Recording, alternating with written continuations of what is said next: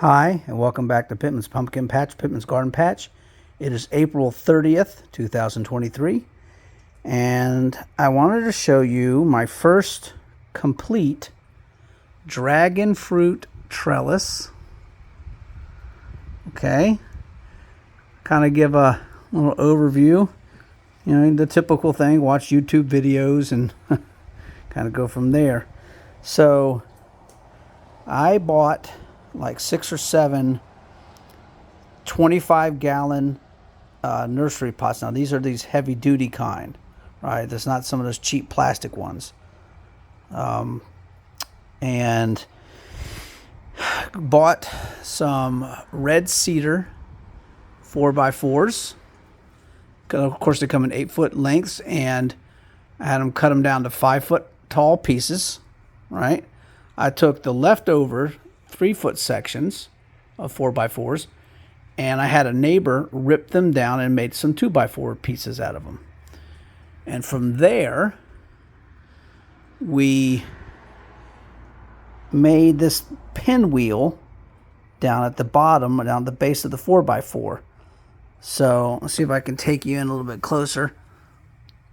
And he was even able to, this one shows it a little bit better. You can see the curve of the wood, kind of how it goes with the pot itself. So it gives a little bit more surface area in contact with the plastic. Okay. And then, of course, you just drilled holes and screwed it into the 4x4 down at the bottom. Did the same here, you know, out here, and same there, and on the other side as well. Okay, made sure that you don't cover up the drain holes. All right, so we are good. Here's the drain hole right down here. So all that stuff is good. Nothing's getting covered up.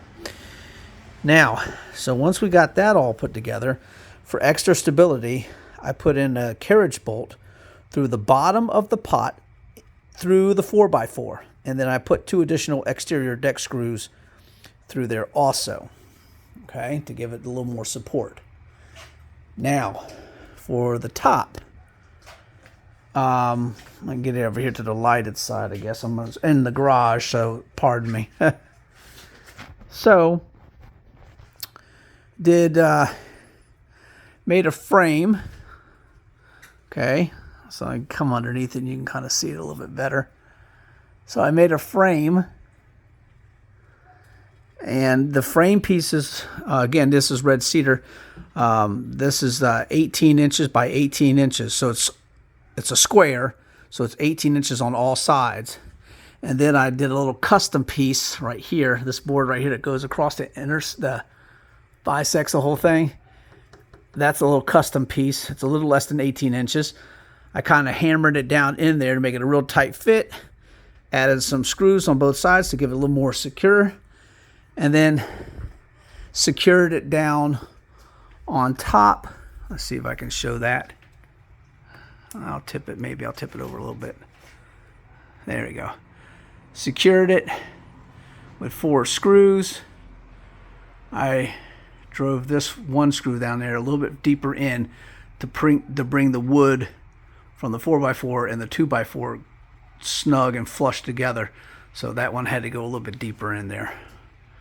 Okay, and what I noticed is there was still a little bit of a wobble, and so what I did was I came in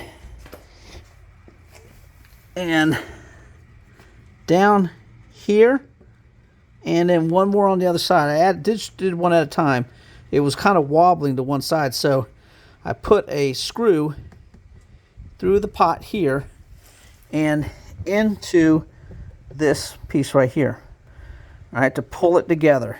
And then it kind of wobbled to the left. So then I came over on that side right over there, put a screw through and into that wood, and it's a lot more balanced. It's still got a little bit of a wobble. I can sit there and pull it like that and it wobbles, but that's not that big of a deal. Had a little bit more wobble in it just a while ago, so, but now that's mostly gone. Then when I put the soil in, it'll give it even more stability.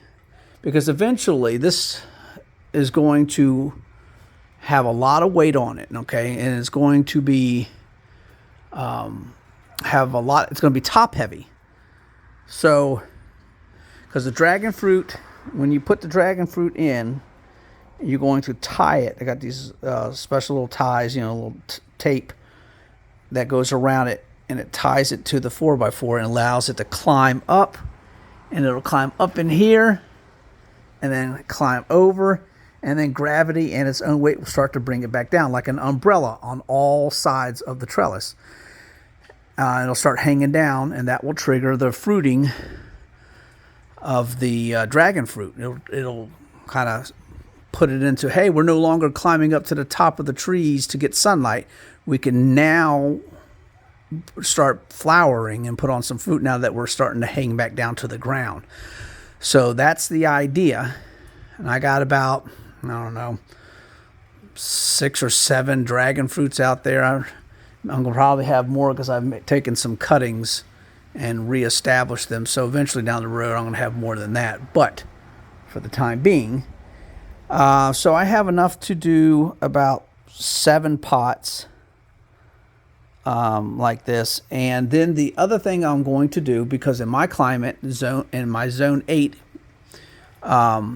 it's going to get too cold in our winter to support the dragon fruit. So when those few days come and nights come, I will be able to wheel this into the garage, because what I'm going to do is I'm going to buy a circular dolly, you know, heavy duty, holds about 660 pounds worth of weight. I'm going to then put all of this on top of that, on top of the dolly. And it has locking wheels and everything, so it won't roll down the driveway. And then I'll just be able to wheel it in when it gets too cold, bring it into the garage, and then I'm set. So there you go. Now, I did buy some other wood real quick today. Besides red cedar, I went out to a lumber mill, and I was going to buy some red cedar, but that wood wasn't quite as good. And I ended up buying some eucalyptus wood. Woo, let me tell you, the price. Woo, hurt my wallet. But it's really pretty wood, and it's, you know, rot resistant, just like, you know, the red cedar is. And that's what you want to do with when you're, you know, got the soil down there. It's going to be wet. It's got the plants in. You want this to be able to last for several years. And that's what these wood will do. And it's not treated, so you don't have to worry about anything with the plants. So when I get the dragon fruit put in, I got to get soil, and then I'll be able to get the dragon fruit in. After I get that all taken care of, I'll do another video on it and everything. Okay? So, you know what I'm also going to do real quick? I'm sorry. I am going to take this little scrap piece of wood that I have right here, and I'm going to add some boiled linseed oil to it. And I'm going to see what it's going to look like, you know, as to whether I like the natural look or whether I'm going to like a little bit of a darker stain. So we'll see. And I think that also the boiled linseed oil will also help the red cedar last even longer than what it normally would. So there we go. All right. From Pittman's Pumpkin Patch, Pittman's Garden Patch. If you have any questions or comments, post them down below. Appreciate y'all. Bye.